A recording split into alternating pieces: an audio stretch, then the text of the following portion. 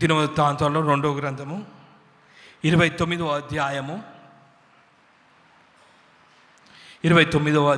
3వ వచనము. ఎవరిని చదివి వినిపించండి.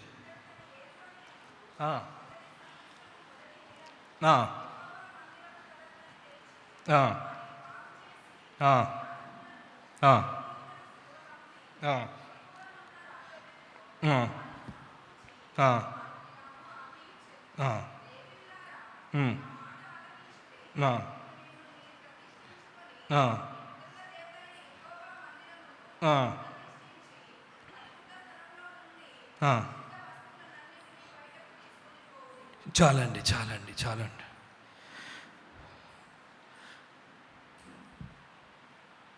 ఈ మధ్య నేను న్యూస్లో చూశానండి, ఒక ఇజ్రాయెల్ దేశాన్ని మ్యాప్లో పట్టణంలో లేకుండా నేను చేస్తానని ఒక వ్యక్తి చెప్పాడండి.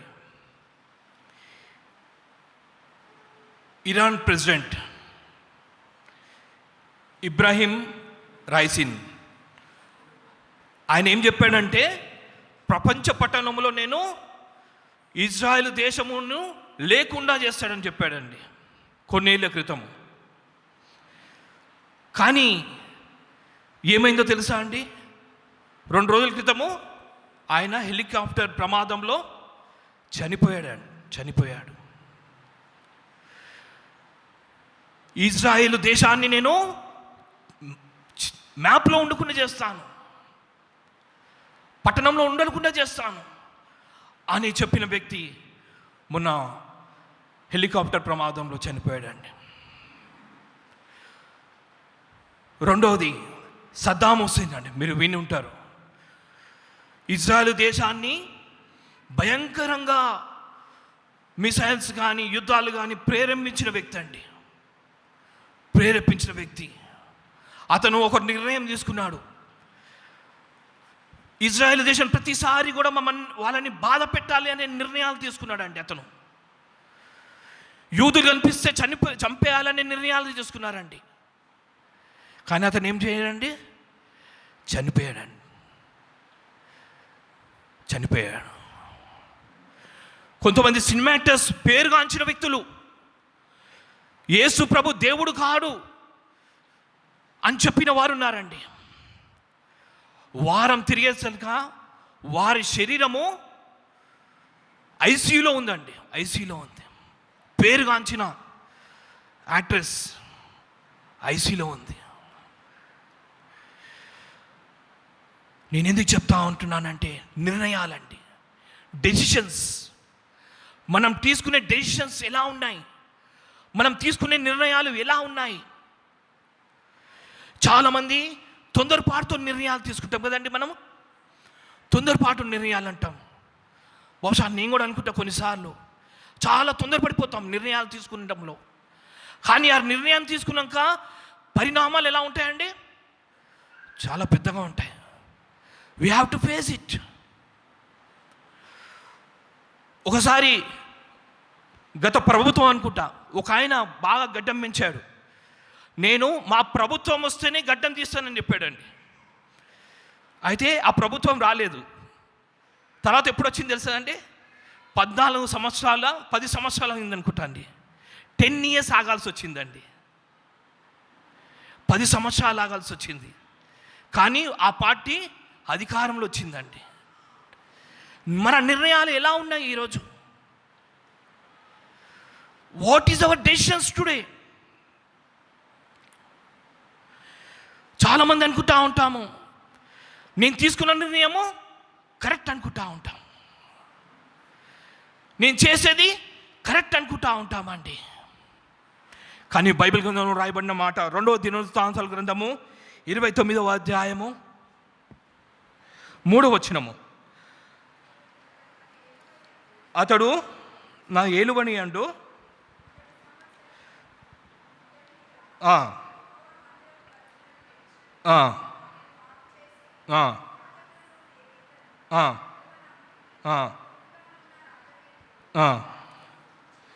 చాలండి.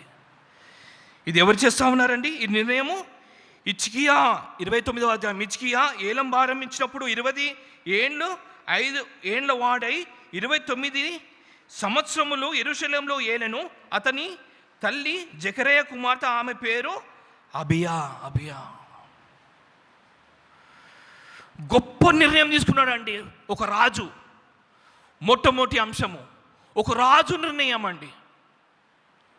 ఒక రాజు నిర్ణయం అదేమిటంటే మూడవ వచనం రాయబడిన మాట, అతడు తన ఏలుబడి యందు మొదటి సంవత్సరమున మొదటి నెలను యెహోవా మందిరము తలుపులను తెరిచి వాటిని బాగు చేసి. ఈ నిర్ణయం ఎవరు తీసుకుంటా ఉన్నారండి? ప్రవక్త కాదండి, ఒక కాపరి కాదండి, ఒక నాయకుడు కాదండి. ఎవరండి? రాజు తీసుకుంటున్న నిర్ణయం అండి. రాజు తీసుకుంటున్న నిర్ణయము. రాయబడిన మాట, యెహోవా మందిరము తలుపులు తెరిచి వాటిని బాగు చేసెను. చాలా గొప్ప మాట అండి, చాలా గొప్ప మాట. ఆయన తలుపులు తెరిచి వాడిని బాగు చేసెను అనే మాట అండి. నేను అనుకున్నాను, ఎందుకు తలుపులు తెరిచి బాగు చేశారన్న మాట నేను చూసినప్పుడు రాయబడిన మాట ఏమిటంటే, ఇక్కడ 28వ అధ్యాయం 24వ వచనం చూసినట్లయితే, ఆహాజు దేవుని మందిరపు ఉపకరణములను సమకూర్చి వాటిని తెగగొట్టించి యెహోవా మందిరపు తలుపులను మూసివేయించి యెరూషలేము లేదన్నట బలిపీఠము కట్టించెను. ఎందుకు చేస్తా ఉన్నారో తెలుసా అండి? ఆహాజు దేవుని మందిరం బలిపీఠాన్ని పడగొట్టించేసాడండి. దేవుని తలుపులని మూయించేసినట్టుగా దేవుని వాక్యం సెలవిస్తూ ఉంటుంది. దేవుని మందిరం ఎలా ఉండాలండి? 24 గంటలు కూడా తెరిచి ఉండాల. అవును, ఇది ప్రార్థించే స్థలము. దేవుని మందిరం ఎప్పుడు కూడా ప్రార్థించే స్థలము. కానీ ఆహాజు చేస్తున్న పని ఏంటంటే వాటిని మూసివేసి పాడు చేశాడండి. అలాగే ఇతర దేవతా స్తంభం పెట్టినట్టుగా దేవుని వాక్యం సెలవిస్తూ ఉంటుందండి. ఒక గొప్ప రాజు నిర్ణయం అండి. టుడే హిజ్కియా రాజు యొక్క నిర్ణయం అండి. ఆ తలుపులను తీసి బాగు చేసాను అనే మాట అండి. అలాగే 11వ వచనం చూద్దామండి. నా కుమారులారా, తనకు పరిచారకులై ఉండి ధూపం వేయుచున్నటకు, తన సన్నిధిని నిలుచుటకును, తనకు పరిచర్య చేయుటకును యెహోవా మిమ్మును ఏర్పరచుకొనెనని కొనెను గనుక మీరు అశ్రద్ధ చేయకుడి. దేవుడు నీతో నాతో మాట్లాడుతున్న మాట అండి. మీరు అశ్రద్ధ చేయొద్దండి. ఈరోజు దేవుని యొక్క బలిపీఠాన్ని మీరు తిరిగి కట్టాలా. నేను విన్నానండి ఈ సంఘం గురించి. ఆ పాత సంఘం, పాత చర్చ్ ఉన్నప్పటి నుంచి విన్నాను. నేను 16 ఏళ్ల క్రితం నేను వచ్చాను ఒకసారి. ఇప్పుడు బలిపీఠాన్ని బాగు చేశారు, బాగుంది. బలిపీఠాన్ని కట్టారు, బాగుంది. కానీ తలుపులు వేసి ఉన్నాయండి. తలుపులు వేసి ఉన్నాయి. అది ఎవరు వేశారో ఒకసారి చూసుకుందామండి. నిత్యము ఇక్కడ ప్రార్థన జరగాలండి. హిజ్కియాలాగా కొంతమంది ఈ తలుపులు వేసేస్తూ ఉన్నారండి. హిజ్కియాలాగా అక్కడ పాడు చేసేస్తూ ఉన్నారండి పరిస్థితులు. దేవుని యొక్క సన్నిధిని పాడు చేస్తూ ఉన్నారండి. కానీ దేవుని యొక్క వాక్యం సెలవిస్తూ ఉంటుంది, అతడు ఏలుబడి అండు మొదటి సంవత్సరం మొదటి నెలన యెహోవా మందిరం తలుపులు తీసి వాటిని బాగు చేసెను. నేను అనుకుంటాను తను తాను స్వయంగా చేసిన పని అండి. బాగు చేసాను, బాగు చేయించాను అని ఉందండి. బాగు చేసాను. చాలా గొప్ప విషయం అండి. ఈ సంఘంలో ఏదైనా పని చేస్తున్నప్పుడు తప్పకుండా స్పందిస్తారు. మీరు తప్పకుండా పనికి పూనుకుంటున్నారు. చాలా మంచిది. కానీ నువ్వు చేయాల్సింది ఏంటంటే ఇతరులు చెప్పే ముందు మనం చేయాలండి. మనం చేయాలా. ఏ true leader is who implement himself. నాయకుడు అనేవాడు ఇతరులు చెప్పి చేయడం కాదండి, తను తాను చేసి చూపించి నిరూపించాలండి. చాలా సంతోషం, ఎందుకంటే ఇంత పెద్ద సంఘాన్ని మీరు కట్టారు. ఆషామాషి కాదండి, కదండి, ఆషామాషి కాదు. నేను చూశాను కొన్నేళ్ళ నుంచి కొన్ని ప్రాజెక్ట్స్ ఆగిపోయినాయి. కొన్ని సంఘాల్లో పిల్లర్స్ వేసి వదిలిపెట్టేశారండి, స్లాబ్ వేసి వదిలిపెట్టేశారు.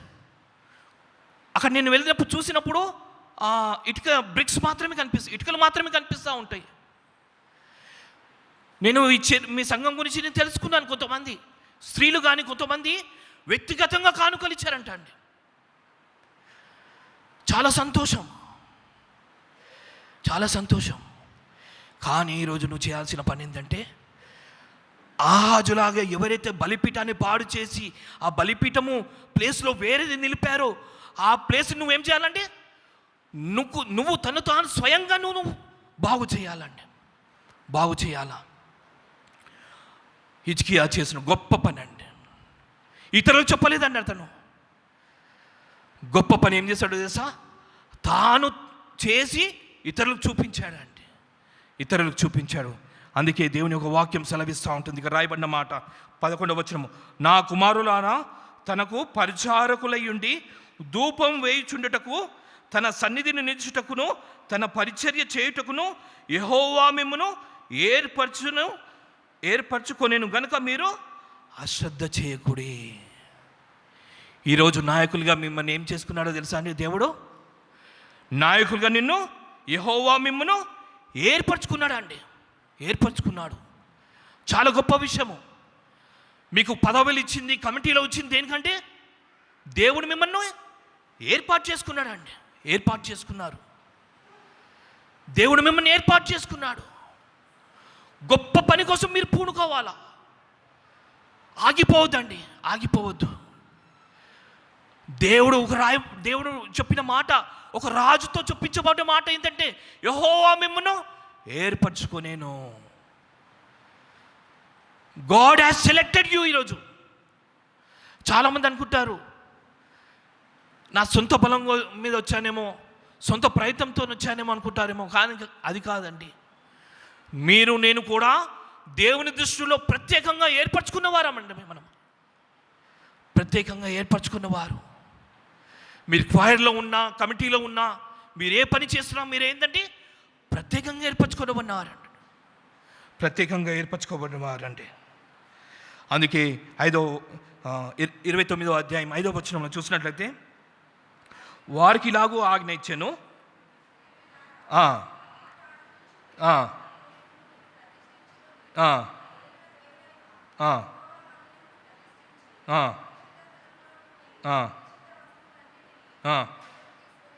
చాలండి. ప్రతిష్ఠించి పరిశుద్ధ స్థలంలో నుండి నిషిద్ధ వస్తువులన్నింటినీ బయటికి కొనిపోవుడి. దేవుడు నాయకులకు ఒక గొప్ప అవకాశం ఇచ్చాడు, మీ కమిటీకి ఒక గొప్ప అవకాశం ఇచ్చాడు. అలాగే ఇక్కడ ఉన్న పెద్దలకి ఇంకొక అవకాశం ఇస్తూ ఉన్నాడండి, కాపర్లకు ఇంకో అవకాశం ఇస్తూ ఉన్నాడు. అదేమిటంటే, నిషిద్ధ వస్తువులన్నింటినీ కూడా బయటికి తీసుకొని పోవుడి. పరిశుద్ధ స్థలంలో నుండి నిషిద్ధ వస్తువులు ఉన్నాయండి, అక్కడ దేవతా స్తంభాలు ఉన్నాయండి. దేవునికి మహిమ చెందాల్సిన ఆ స్థలంలో ఇతరులు మహిమ పొందుతూ ఉన్నారండి. అక్కడ ఇతర దేవతలు మహిమ పొందుకుంటా ఉన్నారండి. అక్కడ ఈరోజు నువ్వు చేయాల్సిన గొప్ప పని ఏంటో తెలుసా అండి? ఆ పరిశుద్ధ స్థలంలో ఉన్న నిషిద్ధ వస్తువులన్నిటి కూడా బయటికి తీసుకొని పడేయాలండి, బయటికి తీసుకొని పడేయాలా.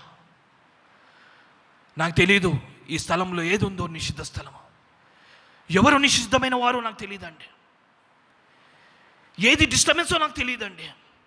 కానీ మీకు తెలుసు. దేవుని పరిచర్యలను నువ్వు ప్రారంభించాలంటే, గొప్పగా చేయాలంటే ఏం చేయాలి తెలుసా అండి? దేవుని సన్నిధిలో ఉన్న నిషిద్ధ వస్తువులన్నింటినీ కూడా బయటపడేయాలండి. నిషిద్ధ వస్తువులు ఈరోజు నీ గృహంలో ఏది ఉందండి, నీ కుటుంబంలో ఏది ఉందండి, నీ పరిచర్యలో ఏది ఉందండి, మన కుటుంబంలో ఏముందో ఒక్కసారి ఆలోచిద్దామండి. నిషిద్ధ వస్తువులన్నీ బయటికి తీసుకొని పోవుడి. నేను అనుకుంటాను వ్యక్తిగతంగా కొన్నిసార్లు నేను కూడా ఆలోచించుకుంటా ఉంటాను, నిషిద్ధ వస్తువులు నాలో కూడా ఉన్నాయండి. చాలామంది చెప్పరు, కాపర్లు ధైర్యం లేక కాదు చెప్పరు. నీతిమంతుడు ఎవరు కూడా లేదండి, ఎవరు కూడా లేదు. నీతిమంతుడు ఎవడంటే మన దేవుడు అండి, మన దేవుడు. ఈరోజు నువ్వు సేవ చేసేటప్పుడు నీ కోపం వస్తుందేమో, నీకు ఆవేశం వస్తుందేమో, తప్పుడు నిర్ణయాలు తీసుకుంటున్నావేమో దేవుని సేవలో. ఒక్కసారి పరిశీలన చేసుకోవాలండి. బెస్ట్ ఎగ్జాంపుల్ ఒక రాజు చెప్తున్న మాట అండి. రాజు యాజకులను లేవీలను సిద్ధపరుస్తూ ఉన్నాడండి. యాజకులను లేవీలను సిద్ధపరుస్తూ ఉన్నాడు. మొట్టమొదటి విషయము ఒక రాజు నిర్ణయం అండి, ఒక రాజు నిర్ణయం. ఆ రాజు నిర్ణయం వల్ల ఆ మందిరము బాగు చేయబడింది. ఈరోజు నేను అడుగుతా ఉన్నానండి, ఇక్కడ మీ కమిటీలో ఉన్నారు, మీ సంఘ పెద్దలుగా ఉన్నారు, మీ హయాంలో ఏమేమి జరుగుతూ ఉన్నాయి? నిషిద్ధ వస్తువులను బయటికి పడేస్తున్నామా? పరిశుద్ధమైన కార్యక్రమం జరిగిస్తున్నామా? దేవుని పరిచర్యలో ఒకరినొకరు సహకరించుకుంటున్నామా? ఇక్కడ రాయబడిన మాట, లేవీలు యాజకులు ప్రజలందరినీ సమకూర్చారంటండి. అందరు కలిసిపోయి పరిచర్య చేశాడు. ఎజ్కియా టైంలో గొప్ప నిర్ణయం అండి. ఏక మనస్సుతో పని చేసినట్టుగా దేవుని వాక్యం సెలవిస్తూ ఉంటుంది. మొట్టమొదటి విషయం అండి. రెండో విషయానికి వద్దామండి. రెండో విషయానికి వద్దాం.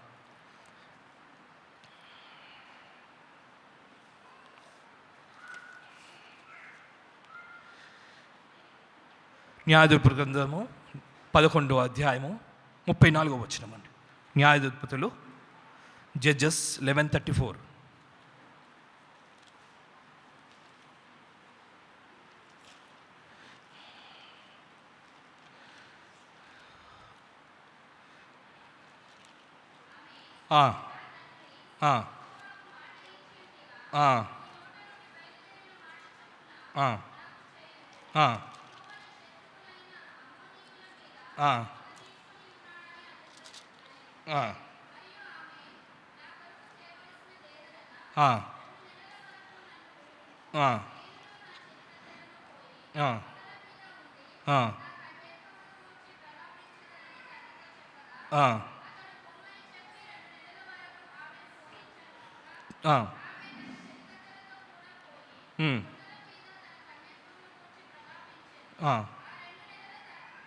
చాలండి. 31వ వచనం కూడా చదవండి. నేను అమ్మోనియుల యొద్ద నుండి క్షేమంగా తిరిగి వచ్చినప్పుడు నన్ను ఎదుర్కొనుటకు నా ఇంటి ద్వారం నుండి బయలుదేరి వచ్చినదేదో అది యెహోవాకు ప్రతిష్ఠితమగును, మరియు దహనబలిగా దానిని నేను అర్పించెదను.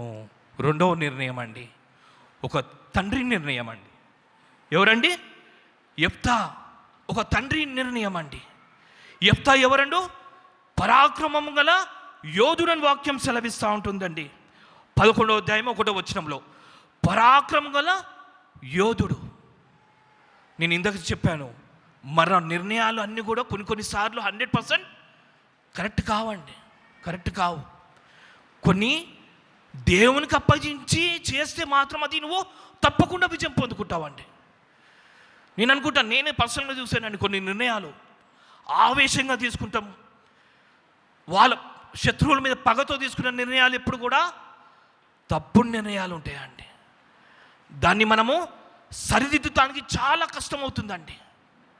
రెండో నిర్ణయం అండి, న్యాయాధిపతి యెఫ్తా నిర్ణయం అండి, ఒక తండ్రి నిర్ణయం. నేను ఎందుకు చెప్తా ఉన్నానంటే, చాలా భయంకరమైన మాట అండి ఇక్కడ రాయబడిన మాట.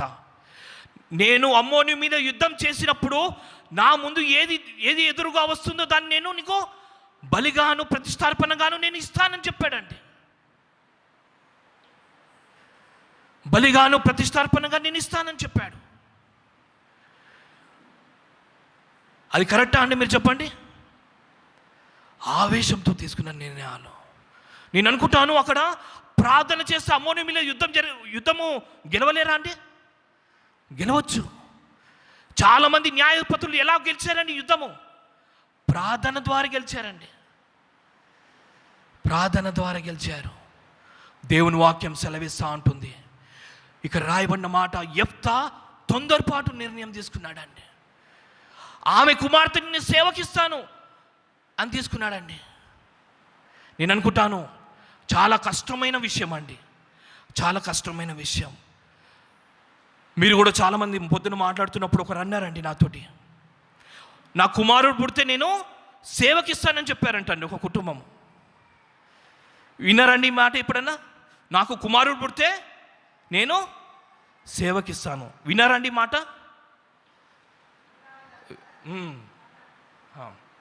అలాగే మన సంఘంలో కూడా ఉన్నారండి చాలామంది. సంఘంలో కూడా కుమారుడు పుడితే నేను సేవకిస్తానని చెప్తారండి. బాగా కుమారుని బట్టి నాకు ఏం చేస్తారండి? సేవకిస్తారండి? ఇయ్యమండి. అన్ని ఇంజనీరో, సాఫ్ట్వేరో, డాక్టరో ఏదో ఒకటి చేస్తాము. ఎందుకంటే సేవ అనేది కష్టం. కొడుకు పుట్టిన దాకా బాగుంటుంది, ఆడు పెద్దవాడు అయిపోయినాక ఏమవుతుందండి? ఇయ్యడండి. మీరు ఎందుకు చెప్తున్నారో నేను చెప్తున్నానండి. నేను పోలేదండి, 16 ఏళ్ళకి సేవకు సమర్పించుకున్నాను, ట్రైనింగ్కి వెళ్ళాను, బాగానే ఉంది. సేవలో ఉన్న కష్టాలు అవన్నీ చూసి మూడు సంవత్సరాలు ఆగా. నా టైం ఇంకా రాలేదు, ఇంకా ఆగుదాం అనుకుని నేను ఆగానండి. ఎందుకంటే ఆ సేవా పరిచయం చేయలేమండి. నేను మొక్కుకున్నా, దేవా నేను ఎందుకు చెప్తున్నానంటే ఈరోజు ఒక భయంకరమైన ఆపద అండి నా జీవితంలో. నేను మొక్కుకున్నా, దేవా ఈ భయంకరమైన శోధన నుండి నన్ను కాపాడితే నేను సేవకి వెళ్తాను. నువ్వు ఏ గ్రామం పంపిస్తే ఆ గ్రామం వెళ్తాను, నువ్వు ఎక్కడ సువార్త చెప్తే అక్కడికి వెళ్తాను అనుకున్నానండి. ట్రైనింగ్ కంప్లీట్ అయిపోయింది, బాగానే మంచి మార్క్స్ వచ్చినాయి, అంత బాగానే ఉంది. కానీ అది ప్రాక్టికల్గా వచ్చేసరికి ఏమైందండి, నేను చేయలేకపోయానండి, ఆగిపోయా. నేనేమనుకున్నా అంటే ఒక బిజినెస్ పెట్టా. నాకు వచ్చిన దశంభాగం కాదండి, 30-40% నేను ఎవరు చేశానంటే కరోనా టైంలో సేవకులు పంపించేవాడిని. నేను అనుకున్నా, దేవా ఇది కూడా బాగుంది కదా, నేను సేవకులకి ఇస్తున్నాను, నేను సేవ చేయను అని చెప్పా. దేవుడు ఊరుకుంటాడా అండి? దేవుని ఒక వాక్యం సెలవిస్తూ ఉంటుంది, నువ్వు ఒకసారి మొక్కుకుంటే తప్పకుండా ఇవ్వాలండి. నేను 30-40% దశంభాగాలు ఇచ్చాను, నేను ఏం చేయలేకపోయానండి. నాకు అర్థమైంది, నా మొక్కుబడి నాకు జ్ఞాపకం వచ్చిందండి. నా మొక్కుబడి జ్ఞాపకం వచ్చింది. నా కుటుంబాలు నేను సేవకు వచ్చినందుకు దేవుడు నా కుటుంబాలను గొప్పగా ఆశీర్వదించాడండి. ఏమి లేని నా సహోదరి కోటీశ్వరం చేశాడండి. నేను సేవకు వచ్చినందుకు నా ఆర్థికంగా గొప్పగా నిలబెట్టాడండి. మీరు అనుకోవచ్చు, ఈరోజు మీరు కూడా చాలామంది మొక్కుకున్నారు అండి, దేవాన్ని నా కుమారుణ్ణి సేవకిస్తాను. లేదా కొంతమంది అనుకున్నారు, కొంతమంది యాక్సిడెంట్ అవ్వగానే భయపడిపోతారు, ప్రమాదాలు అవ్వగానే భయపడిపోతారు, ఐసీయూలో ఉండగానే భయపడిపోతారు. నేను చూశాను, నేను ట్రైనింగ్లో 18 ఏళ్ళకి సేవకు వస్తే ఒక ఆయన 70 ఏళ్ళ రిటైర్మెంట్కి వచ్చిన సేవకు వచ్చాడండి. ఒక ఆయన, నేను 18 ఏళ్ళ సేవకు వస్తే ఒక ఆయన 70 ఏళ్ళ వయసులో సేవకు వచ్చాడు, ట్రైనింగ్ తీసుకుంటున్నాడు. అన్నా ఎందుకు వచ్చారు ఈ ఏజ్లో రిటైర్మెంటు, అంత అయిపోయింది కదా అంటే ఆయన అన్నాడు, నా మొక్కుబడి నేను చెల్లించలేదు. ఎన్నేళ్ళు తెలుసా అంటే 50 ఏళ్ళు అంట అండి, 50 ఏళ్ళ మొక్కుబడి. నేను ఎందుకు చెప్తా ఉన్నానంటే ఈరోజు దేవునికి నువ్వు మొక్కినప్పుడు వెనక తీయక మానొద్దండి. చాలా ప్రమాదం. మీరు అనుకుంటారేమో చాలా ప్రమాదం. నేనే బెస్ట్ ఎగ్జాంపుల్ అండి. దేవుని మాట వినక, దేవుని సేవకి వినక, దేవునికి ఇష్టం వచ్చినట్టు జీవిస్తే మాత్రము దేవుడు ఊరుకోడండి. యెఫ్తా ఇక్కడ చూసినట్లయితే అంగలారుస్తూ ఉన్నాడండి, అంగలారుస్తూ ఉన్నాడు. అమ్మా నిన్న నేను మొక్కుకుంది అని. కానీ రాయబడిన మాట, ఆమెని దేవునికి ప్రతిష్ఠిత అర్పణగా ఇచ్చుకున్నాడండి. చాలామంది మిస్అండర్స్టాండింగ్ ఏం చేసుకుంటారంటే బలి ఇచ్చారనుకుంటారండి. మీ దేవుడు బలి కోరే దేవుడు కాడండి. అబ్రహాం కుమారుని బలిగా అనుకున్నాడు, కానీ కోరుకోలేదు. దేవుని సేవకు వాడుకున్నాడండి. ఆ కుమార్తెని దేవుని సేవకు వాడుకున్నాడండి. నా ఒక్క మనమండి, నువ్వు దేవుని సంఘంలో ప్రవర్తన యథార్థంగా ఉండాల. కుమారుని పుట్టినప్పుడు నేను సేవకి ఇస్తానని చెప్పేస్తావు, ఐసీయూలో ఉన్నప్పుడు నేను సేవ చేస్తానని చెప్తావు. మరణ గడియల్లో ఉన్నప్పుడు నేను సేవ చేస్తానని చెప్తావు. నా ఆర్థిక పరిస్థితులు అన్నీ చెల్లా చెదిరినప్పుడు, దేవా నేను ఏదైనా కానికిస్తాను దేవా, ఏదైనా గొప్ప పని చేస్తా దేవా అని అంటా ఉంటావు. కానీ నువ్వు ఆ మొక్కుబడి నువ్వు చెల్లించలేదు. యెఫ్తా కన్నీరు కారుస్తావన్నాడండి ఆ కుమార్తె విషయంలో. 34వ వచనం చదువుదామండి ఒకసారి. 11వ అధ్యాయం 34.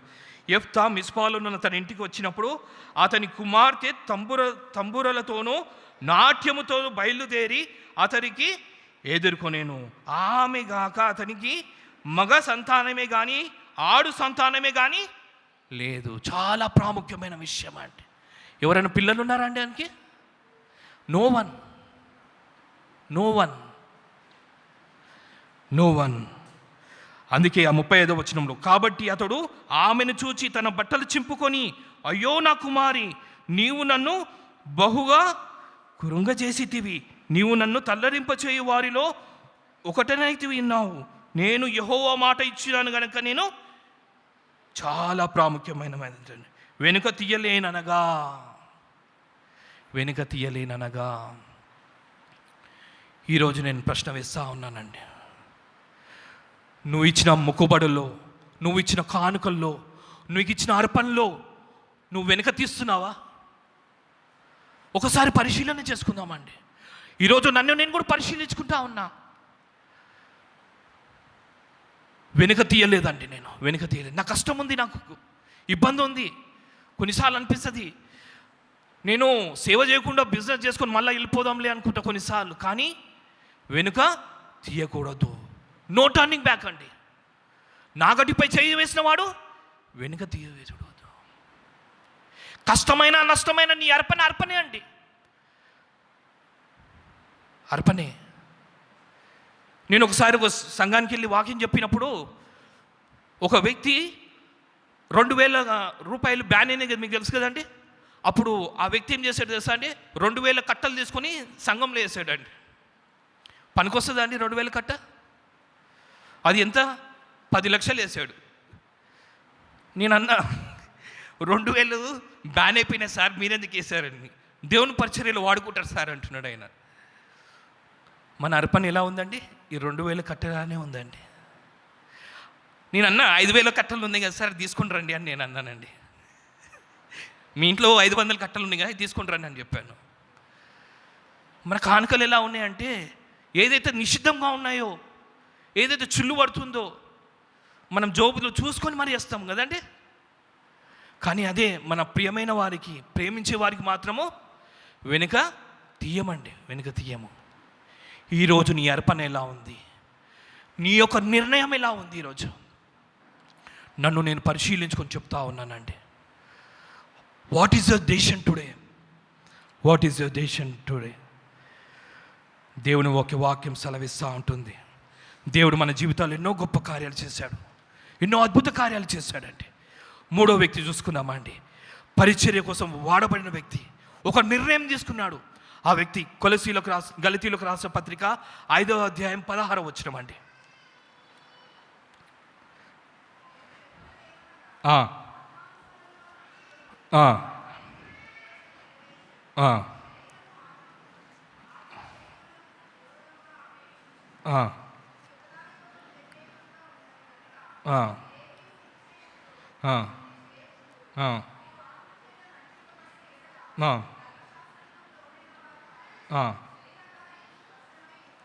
చాలండి. నేను చెప్పేది ఏమనగా ఆత్మానుసారంగా నడుచుకొనుడి, అప్పుడు మీరు శరీరిచ్ఛను నెరవేర్చాడు. మూడవ నిర్ణయం అండి. 3rd person in the Bible ఒకరు నిర్ణయం తీసుకుంటున్నాడు. శరీరానుసారంగా నేను నడవండి.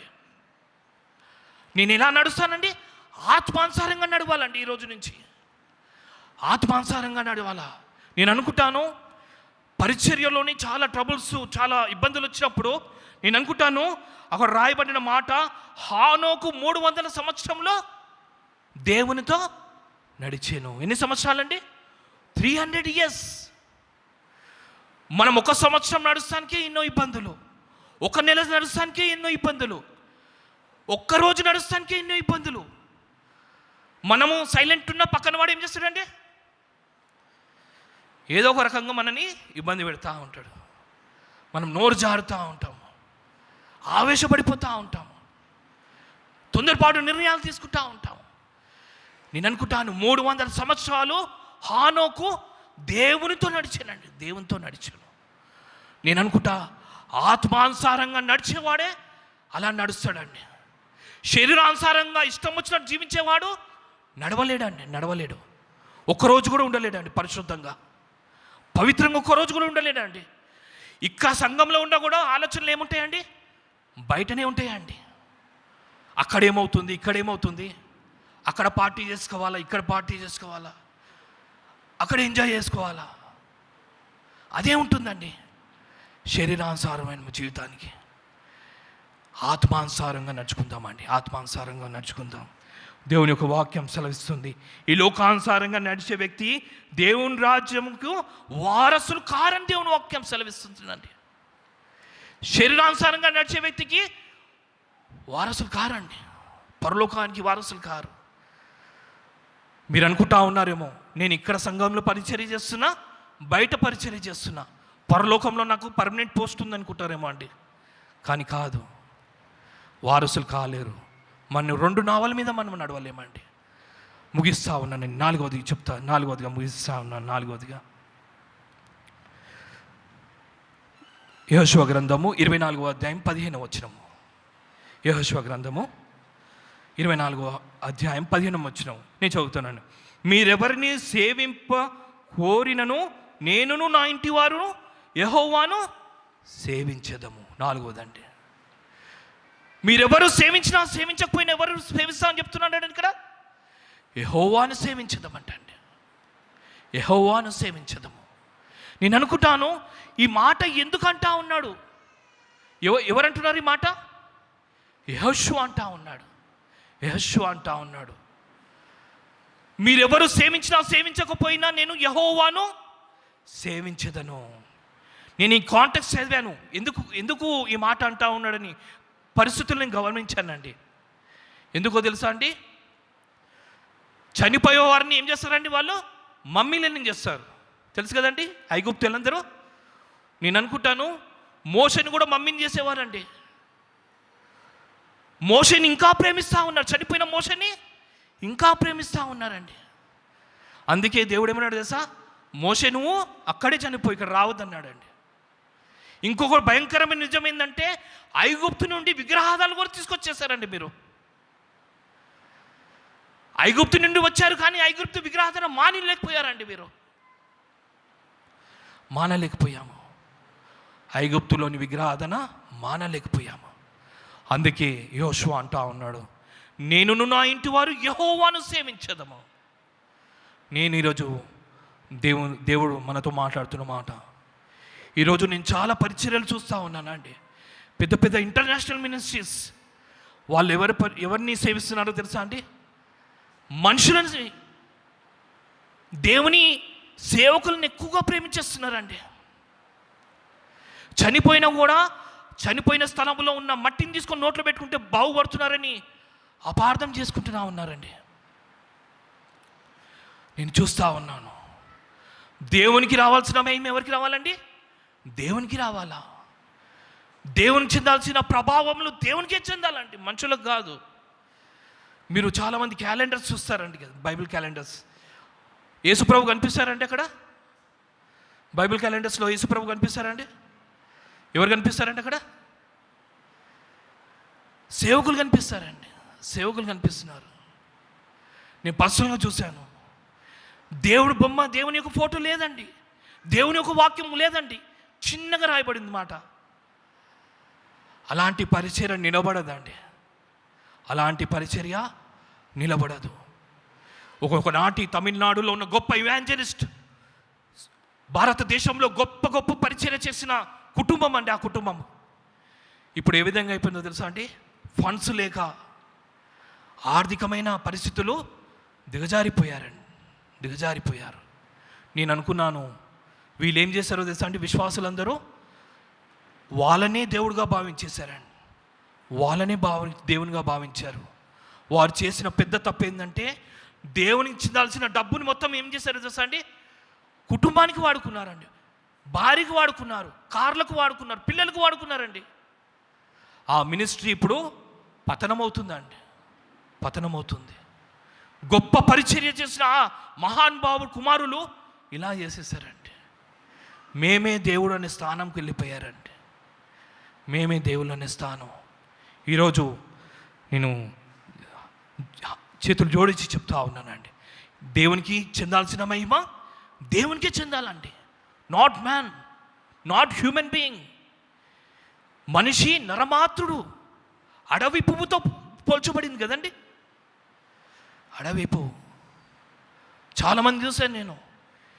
ఇందాక నేను చెప్పినట్టు ఇరాన్ ప్రెసిడెంటు, ఇరాక్ ప్రెసిడెంటు మహానుభావులండి, సినిమా యాక్టర్స్.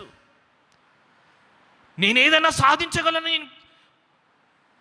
సవాలు చేసిన వ్యక్తులండి, ఓడిపోయారండి, ఓడిపోయారు. నేనేం చెప్తాను, తొందరపాటు నిర్ణయాలు వద్దండి. దాని పర్యవసానము కష్టం అండి, కష్టం. నేను కూడా అనుకుంటా కొన్నిసార్లు, నేను ఎందుకు సేవకు సమర్పించుకున్నా దేవా కొన్నిసార్లు అనిపిస్తుంది. కానీ నేను అనుకుంటా, ఆ నిర్ణయం ద్వారానే నేను నిలబడ్డానండి, ఆ నిర్ణయం ద్వారా నా కుటుంబం నిలబడిందండి, ఆ నిర్ణయం ద్వారా నా సహోదరుల కుటుంబము, నా రిలేటివ్స్ కుటుంబం గొప్పగా ఆశీర్వదించబడిందండి. ఈరోజు నేను చేతులు జోడించి చెప్తా ఉన్నాను, ఎవరైనా మొక్కుబడి చెల్లిస్తే దాన్ని వెనుక తీయొద్దండి, వెనుక తీయొద్దు. గొప్పగా ఆశీర్వదిస్తాడు. ప్రార్థనలు వెళ్దామా అండి, ప్రార్థనలు వెళ్దామా? దేవా, అవును నాయనా, ప్రతికూల పరిస్థితుల్లో, కష్టంలో, నష్టంలో, నాకు రోగం వచ్చినప్పుడు, వ్యాధి వచ్చినప్పుడు, ఐసీయూలో ఉన్నప్పుడు, నా కుటుంబ పరిస్థితులు చెల్లా చెదరవుతున్నప్పుడు, నా కుటుంబము ఏమైపోతుందని అందరు నవ్వుకున్నప్పుడు, అవును తండ్రి, నువ్వే మమ్మల్ని నిలబెట్టావు కదా నాయనా. ఒకవేళ ఆ సమయంలో నువ్వు నిలబెట్టపోతే మా కుటుంబం పరిస్థితి ఏమైపోయేది కదా దేవా. ఎంత గొప్ప దేవుడు దేవా. మనుషులు నిన్ను విడిచినా దేవుడు నిన్ను విడిచిపెట్టాడండి, దేవుడు నిన్ను విడిచిపెట్టాడు, దేవుడు నిన్ను విడిచిపెట్టాడు. ప్రార్థనలో ఉందామా అండి, ప్రార్థనలో, దేవా నన్ను క్షమించు దేవా. ఈరోజు ఉదయకాలంలో ఒక సహోదరి చెప్పింది, పాస్టర్ గారు, నా కుమారుణ్ణి నేను సేవకిచ్చాను, కానీ వాడు నా మాట వినట్లేదు, వాడు నా మాట వినట్లేదంట అండి. ఆ సహోదరి దుఃఖపడతా ఉందండి. ఎందుకో దేవుడు ఈ వాక్యం నాతో మాట్లాడని నాకు తెలియదండి. దేవుడు మాట్లాడుతున్న మాట, మీరు చెల్లించాల్సిన మొక్కుబడి చెల్లించాలండి. మీరేదైనా నిర్ణయం తీసుకుంటే అది దాన్ని వెనుక తీయకూడదండి, వెనుక తీయకూడదు. యెఫ్తా అన్నాడు, అది కష్టతరము, నేను వెనుక తీయలేనన్నప్పుడు ఆ కుమార్తె కూడా ఒప్పుకుందండి. సరే నాన్న, నువ్వు అనుకున్నావు కదా, ఆ మొక్కుబడి నేను చెల్లిస్తానని చెప్పుకున్నాడండి. ఆ కుమార్తె చెప్పింది, ఎంత గొప్ప స్త్రీనో కదా దేవా, ఎంత గొప్ప అర్పణో కదా. దేవునికి ప్రతిష్ఠిత అర్పణగా అర్పించుకున్నాడండి ఆ స్త్రీని. చాలా గొప్ప మనిషి అండి యెఫ్తా. యెహోషువ చెప్తా ఉన్నాడు, మనుషులు కాదు, నిన్ను నేను సేవిస్తాను, నిన్ను నేను సేవిస్తాను. దేవా నా కోసం ప్రార్థించరా. ఈరోజు ఎవరు ఉన్నారండి ప్రార్థన, నా కోసం ప్రార్థించరా. పాస్టర్ గారు నా కోసం ప్రార్థించరా. నా కుటుంబం పరిస్థితులు చెల్లా చెదరైపోతూ ఉన్నాయి. నేను కొన్నేళ్ల క్రితము ఎప్పుడో చనిపోవాల్సిన వాడిని, ఆర్థిక పరిస్థితుల వల్ల నేను ఎక్కడో ఉండాల్సిన వాడిని, ఇంత గొప్ప స్థానంలో పెట్టావు. ప్రార్థన చేసుకుందామండి. మహాపరిశుద్ధుడైన మహా గొప్ప దేవా, నీ పరిశుద్ధమైన పవిత్రమైన నామానికి వందనాలు, స్తుతులు, స్తోత్రములు తండ్రి. అవునునైనా తండ్రి, నీ వాక్యంతో మా అందరితో మాట్లాడించినందుకు వందనాలు తండ్రి దేవా. నైనా నీ వాక్యం సెలవిస్తూ ఉంటుంది నైనా, హిజ్కియా రాజుకు ఒక గొప్ప నిర్ణయం తీసుకున్నాడు నాయనా. ఆ ఒక పడిపోయిన తండ్రి చేసిన పాపాన్ని కుమారుడు తండ్రి ఆ బలిపీఠాన్ని బాగు చేసినట్టు నీ వాక్యం సెలవిస్తుంది నాయనా. నిషిద్ధ వస్తువులన్నింటినీ బయట పడవేసినట్టు వాక్యం సెలవిస్తుంది నాయనా. లేవీలను యాజకులను సమకూర్చినట్టు దేవుని వాక్యము సెలవిస్తుంది తండ్రి దేవా. అలాగే యెహోషువ చెప్తా ఉన్నాడు, నేను నా ఇంటి వారు యెహోవాను సేవించదము, మేము మనుషులను కాదు దేవా, నిన్ను సేవిస్తానని చెప్తా ఉన్నాడు. అవును తండ్రి. అలాగే తండ్రి పౌలు భక్తుడు సెలవిస్తూ ఉన్నాడు, దేవా నాయనా అలాగే తండ్రి చెప్తా ఉన్నాడు, నీ కానుక నేను ఒకటి మొక్కుకున్నాను, దానికి వెనుక తీయలేనని చెప్తా ఉన్నాడు. ఏదైనా మా జీవితంలో ఏదైనా మొక్కుకొని ఉంటే దాన్ని చెల్లించే విధంగా మాకు నీ యొక్క కృప, నీ యొక్క దయ, నీ యొక్క జాలి మాకు ప్రసాదించమని తండ్రి బ్యాప్టిస్ట్ చర్చ్ ఖానాపూర్ని మమ్మల్ని అందరినీ కూడా ప్రత్యేకంగా దీవించి ఆశీర్వదించమని మమ్మల్ని మేము పూర్తిగా తగ్గించుకుని నేర్చేస్తూ యేసు ప్రార్థిస్తున్నాము తండ్రి, ఆమేన్. మన తండ్రి యొక్క ప్రేమయో